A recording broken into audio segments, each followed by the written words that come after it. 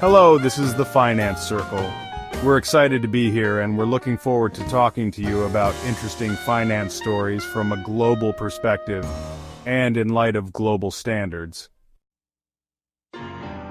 Today's title is Private Equity Fund, and the subtitles are Pretty Woman and Private Equity Funds.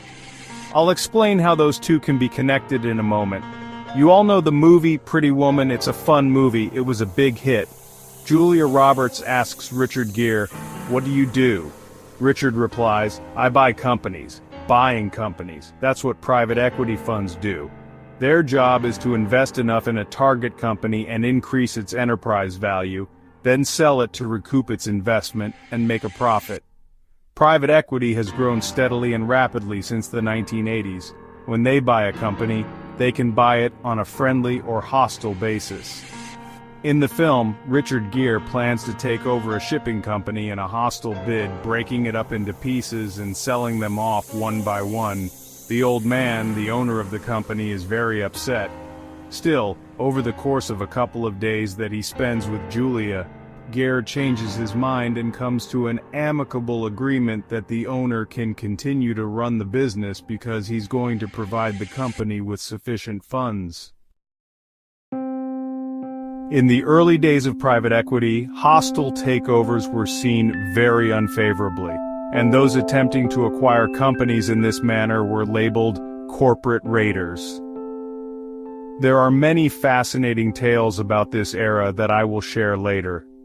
However, since the 1990s, with the maturation of the financial sector and acknowledgement of their constructive contributions, private equity funds have become a crucial component of the financial industry. Private equity funds refer to a fund that raises money, but it also refers to the fund companies that create and manage such funds. Venture capital firms are also a type of private equity, but we're going to focus on buyout funds, which are firms that invest in companies for the purpose of acquisition. Why do we call it private equity? Private equity refers to equity stakes in companies that are not publicly traded, that is, private companies. Private equity funds typically invest in companies that are not publicly traded, or they buy publicly traded companies and take them private because they need to gain enough control of the company to be able to make important managerial decisions. Financing is also usually provided by private organizations, for example, institutional investors such as pension funds, sovereign wealth funds, insurance companies, or foundations. Sovereign wealth funds are government organizations that are primarily funded by their country's foreign exchange reserves. Norway, China, Abu Dhabi, and Kuwait have large sovereign wealth funds, and Singapore's Government Investment Corporation and Temasek are well known. Private equity funds also use a lot of private information in addition to public information. This is why they are called private funds, to reflect their private nature. Once you've made the acquisition, it's very important to drive up the value of the company, and then it's also very important to make sure that the company is valued well enough so that you can dispose of it and recoup your investment. In due diligence, you research and analyze the target company and its industry to create a financial model. This is the heart of the due diligence phase, as 80% of what you need to know in due diligence is revealed by creating this model. This model will show you the current value of the company and its potential to add value in the future. It shows you what the company's cash flow has been over the past few years, how it's performed, and how much money you'll need to invest in the future, estimating what its cash flow will be and what its profits will be. The price you pay for the company will be based on this model, which is why it's so important. To make the due diligence more accurate, they also rely on other experts, especially accounting and legal advice. When you buy a company, how will you finance it?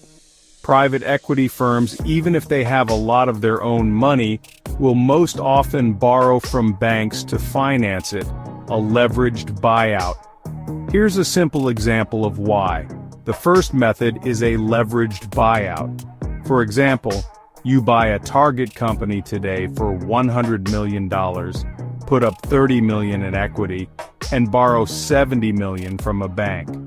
After 5 years, you pay off the bank loan of $40 million and sell the company for $110 million, which is a return of 2.7 times your initial investment. The second option is to not borrow at all and to raise all $10 million in equity. If the firm sells the company 5 years later and receives $150 million, it will only get 1.5 times its initial investment. You can see that the return is very low compared to the previous borrowed purchase. This is why private equity firms, when buying a company, try to reduce equity capital as much as possible and increase bank borrowing, which is called leveraged buyout. It's important to analyze the potential of a company and buy it well, but once the deal is done, they say that the work is only beginning. It usually takes about 6 months to a year to identify and finalize a deal, while it takes about 5 years to enhance the value and dispose of it. It's not just about time, it's also about the importance of the work after the acquisition. How well a fund can unlock a company's potential and increase its value is a true measure of its expertise and quality. The fund sits on the board, consults with management, develops new businesses, new strategies, and injects additional capital if needed. When a firm believes a company has grown sufficiently in value, it will seek to dispose of it. Either take the company public and list it on an exchange, or sell it. A private equity firm usually takes the form of a limited partnership. The firm may create multiple funds, each of which is also a limited partnership, with the private equity firm being the general partner or GP of the fund, and the investors in each fund being the limited partners or LP of the fund. In their agreement, GP is responsible for managing the funds. The companies in which each fund invests are called portfolio companies. In exchange for managing the funds for the LPs, the GPs receive two fees: a management fee, which the fund company uses to pay for the company's expenses, such as labor and office maintenance. The other is a performance fee, which is a reward for good investment performance, sometimes called a carried interest, or just carry for short. Let's take a simple example. An investor commits to investing $100 million in a fund, and as part of the deal, the management fee and performance fee are 2% and 20% respectively, and the hurdle rate is 8%. 5 years later, the fund is worth $150 million. The investor must pay a management fee of $2 million per year, which is 2% of the $100 million investment commitment. If the return on the investment exceeds the hurdle rate, which is 8% per annum, the investor pays the fund company 20% of the excess.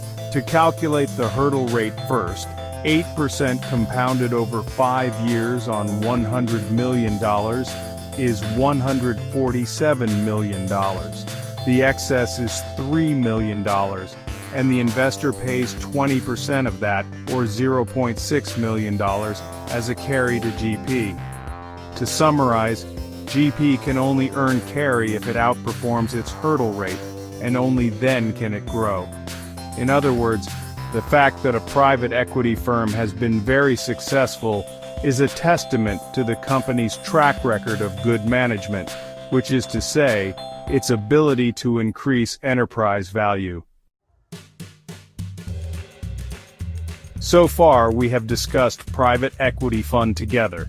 To briefly summarize, a private equity fund is a fund that raises money from mostly private institutional investors, such as pension funds, sovereign wealth funds, and others, and then invests in target companies. Or sometimes it refers to a company that manages such a fund. I explained that private equity firms can only be recognized for their ability if they choose their investment targets well, grow the value of the invested companies well, and make a profit by establishing a good exit strategy. So guys, what did you think? And I'd love to hear your thoughts. And if you have any questions, please leave them in the comments, and I'll try to explain them to the best of my knowledge. I'll see you soon with another fun financial story. Thank you.